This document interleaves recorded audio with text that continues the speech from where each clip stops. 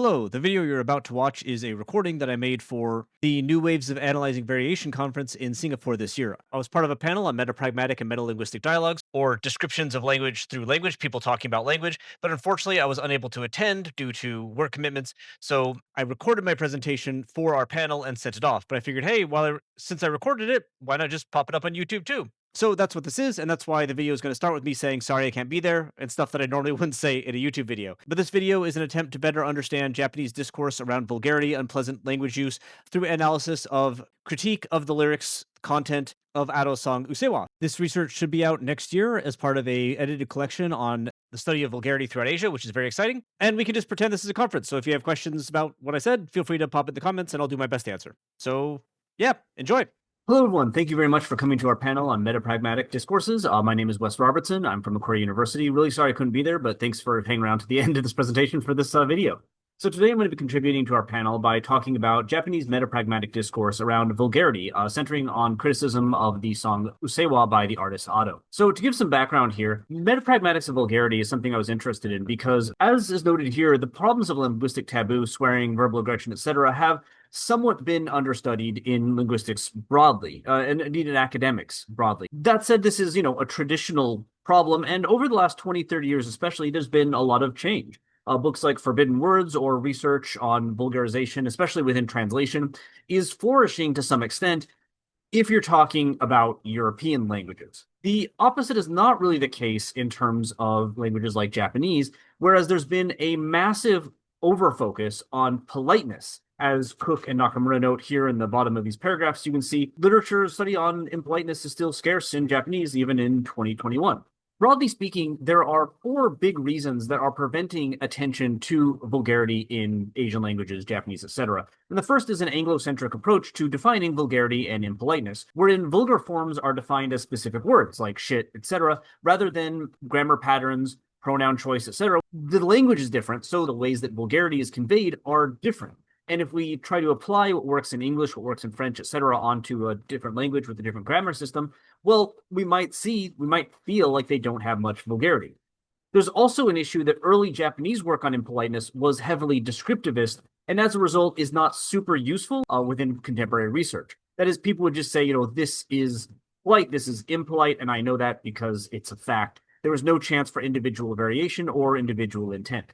There's been a push away from that. All the books you're seeing now are ones which contain discussions of how, for instance, certain politeness forms can be used in ways to do other things that are not polite, such as sarcasm or even be offensive. So it's building, but it still remains quite low compared to what exists in terms of, again, like English. There's also then been an issue that's a stereotype that Japanese people or even all Asians are always polite and therefore don't swear, and therefore why even study this? It doesn't exist, right? This has been something that has existed for decades upon decades.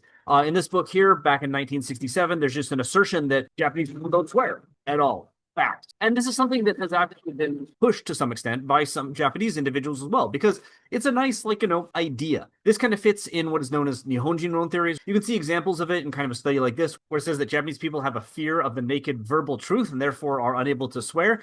Again, this person might not swear, but, perhaps the people that are getting PhDs, able to go to university, etc., are not the foremost swearers in a society, and the understudying of other things doesn't mean that they don't exist. Indeed, this all fits in with what Okamoto and Shimamoto Smith have called a macro narrative of the Japanese as a polite people, which, again, some Japanese people are interested in promoting because it's not the worst macro narrative that you could possibly have. There's also then the issue, and this is what I'm trying to contribute a bit here, that research on this topic has only recently begun to grow, and as a result, a lot of the studies kind of come from a similar approach. It's not a bad approach, but it's a similar one.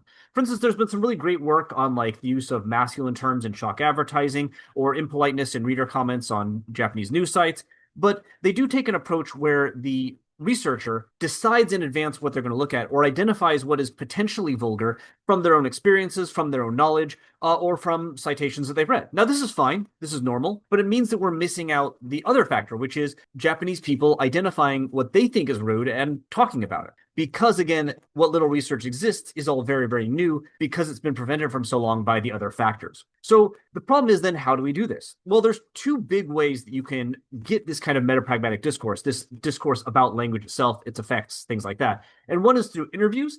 These, of course, have the problem that they're hard to obtain, doubly so if you're not in Japan, like I'm not. And there's also difficulties ensuring accurate statements. And also, they potentially exclude individuals who just don't want to discuss the topic but have opinions on it. So this was kind of out.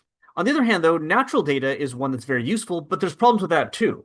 These kind of what are called folk linguistic dialogue require something generally that's so offensive or so well known that everyone is talking about it, because you need a huge amount of discussion, because there's no chance for follow-ups. There's no chance for questions. If the data doesn't match what you're looking for, well, then you're out of luck. Fortunately for me, though, there was something in Japan quite recently that became a topic of national discussion based on perceived vulgarity. And that leads us to my data for this, which is Ado and her song USSEEWA. So Ado is an extremely popular Japanese pop singer who grew out of the Vocaloid Utaite community, or people doing kind of covers of other people's songs.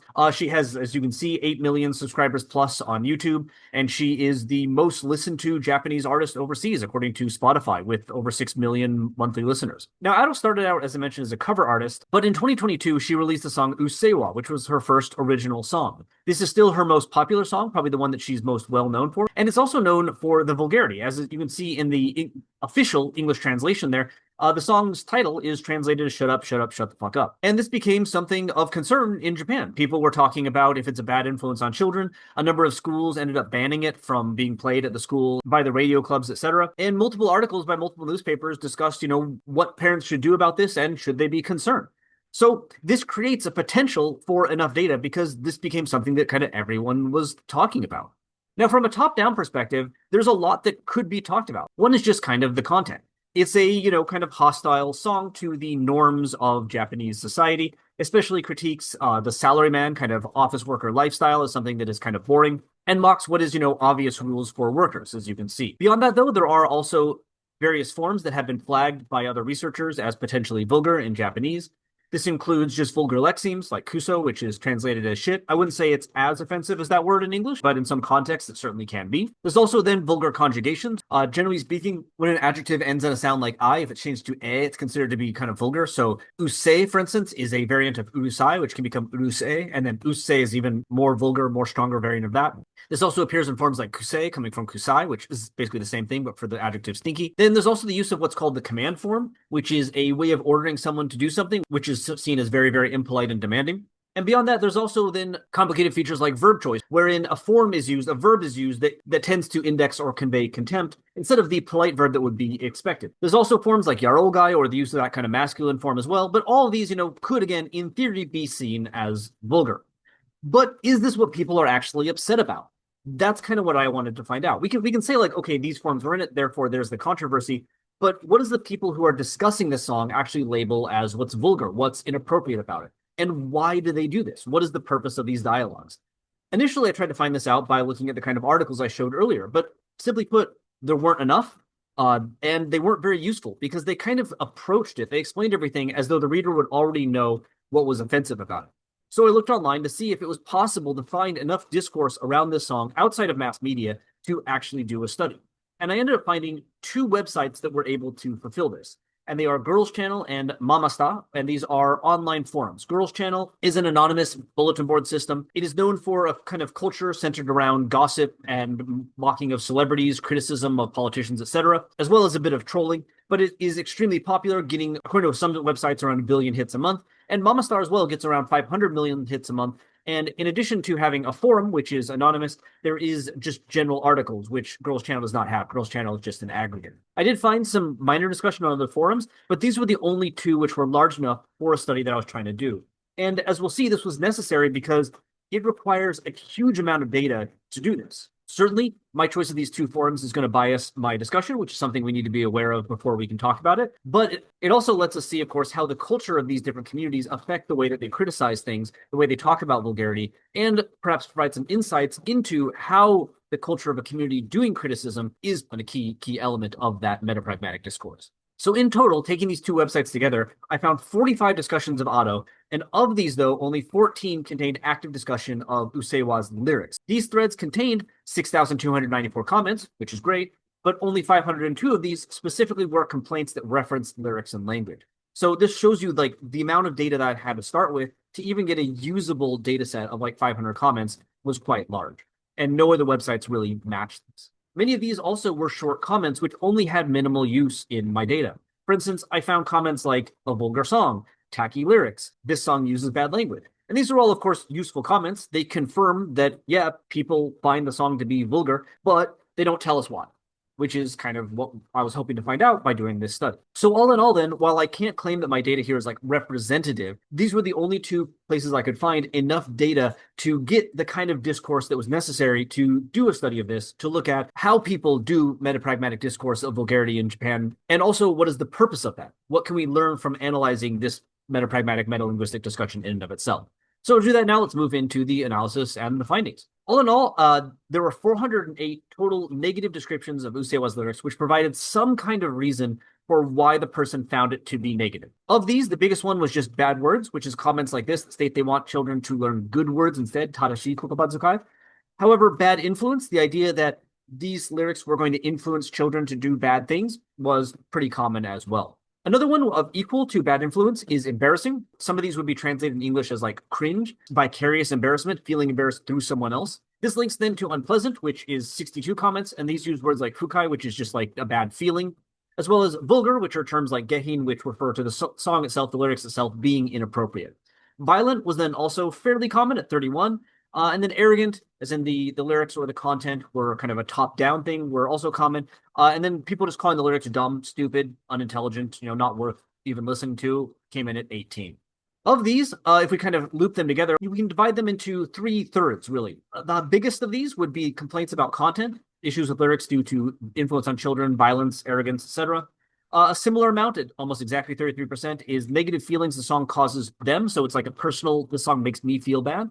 And then just under 33% suggest the words themselves are problematic. So the discourse is focused on the language and the language itself being bad. Specific language forms were also flagged. So it's useful then to confirm that, yes, these forms are seen as vulgar, generally speaking.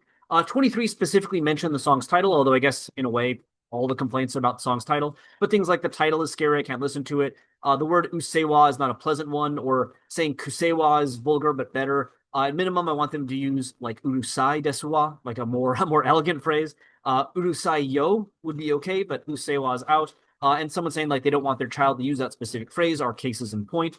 Indeed, there's this comment here where someone even just suggests 3 different conjugations as all being better than usewa, positioning it as the most vulgar of all those possible ways of telling someone that they are too loud, or telling them to shut up. Beyond that, though, 22 comments also equally, 11 and 11, mentioned the grammar forms kusodarina and kuse kuchifusage as problematic, focusing on these as well, and again, confirming what we've seen in more of the top-down discourse that makes up the majority of research on Bulgarian and Japanese so far. That said, mentions of masculine forms were actually quite rare. While this has been something like the use of masculine forms in Japanese, such as sentence final particles like zo and ze, have been flagged many, many times in a lot of research, this was not really present in my data. I'm not saying that research is wrong at all. I'm just noting that for these users, it wasn't a big deal. And I think part of that is, again, my data set, because especially on Girls Channel, this is a forum made of women who are not uncomfortable with abusive and vulgar language, so they would perhaps not be ones to criticize certain aspects of it, especially aspects they like to use when they are insulting people, mocking people online.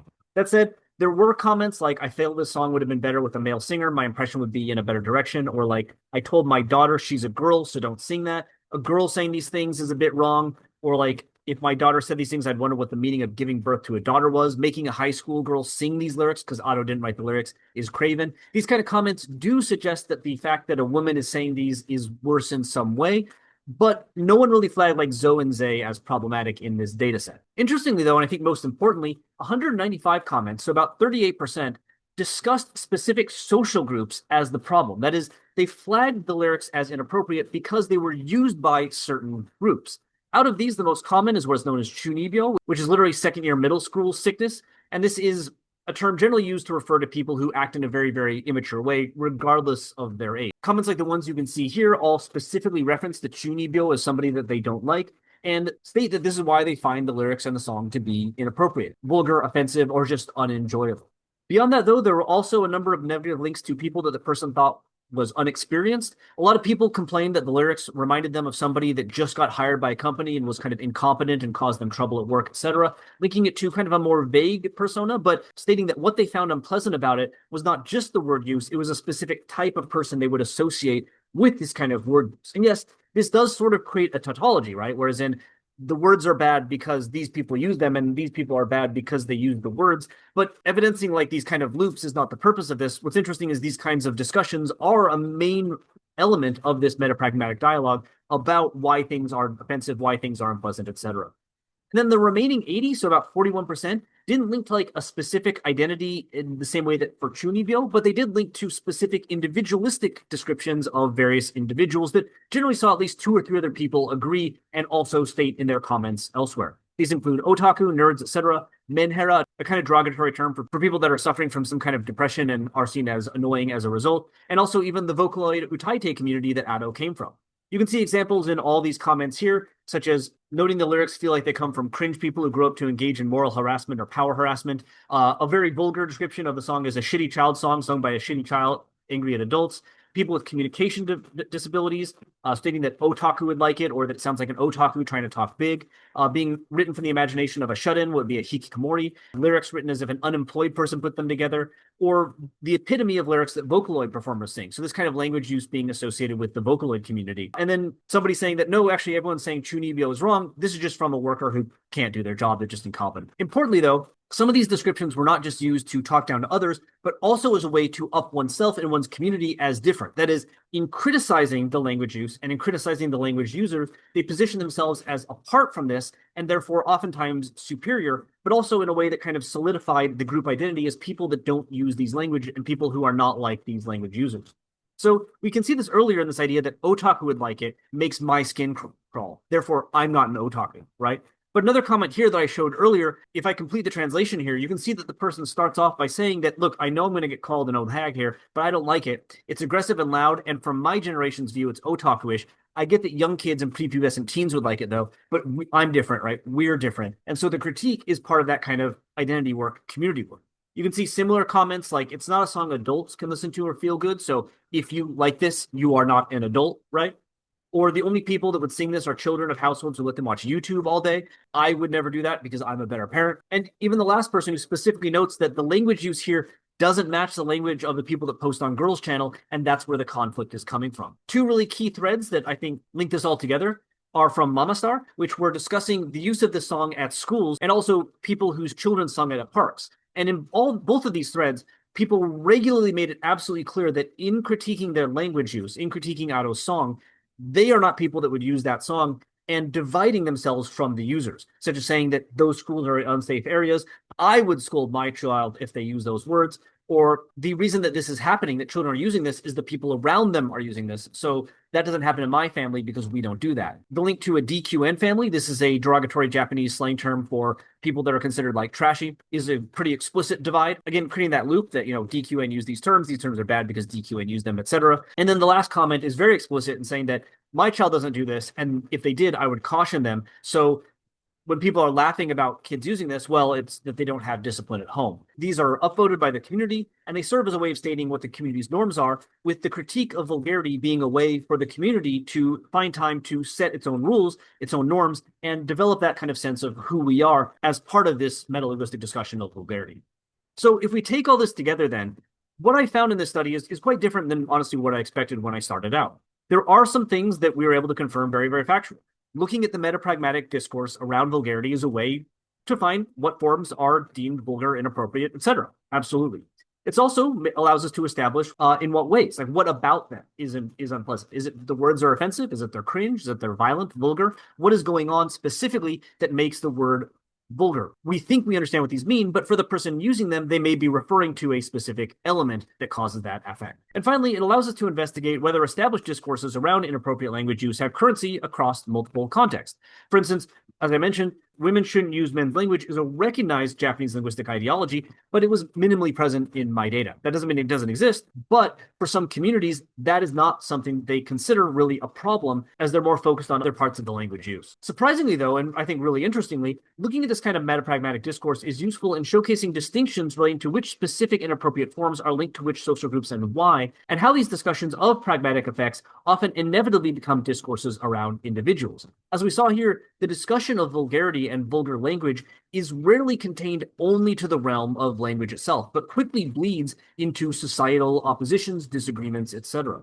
As a result, this kind of work can shed light on how discussion of what is inappropriate can quickly create opportunities to establish, reinforce community norms and identities with their distinctions from dispreferred others, with these identity effects created as individuals implicitly or explicitly exclude themselves from the groups they critique, to index themselves as a non-user of language. It's very easy to say, oh, look, I use this language form, watch me use it. It's harder to find opportunities to show yourself as a non-user of a form. Now, obviously, of course, the type of discourse we saw here is an effect of my data. If I was able to find thousands of comments from older Japanese people, especially older Japanese men, we might have found critique of the use of zo, they, etc. But minimally, we can see absolutely that these folk discourses are a very, very useful part of understanding vulgarity and discourses around vulgarity, as they can definitely provide insights that cannot be found through more top-down identification of forms by a researcher, which are then analyzed in context, etc. So that's it. That's my presentation. Thank you very much. Again, very sorry I couldn't be there, but thanks for sticking around, and I really appreciate all of you coming to support our panel.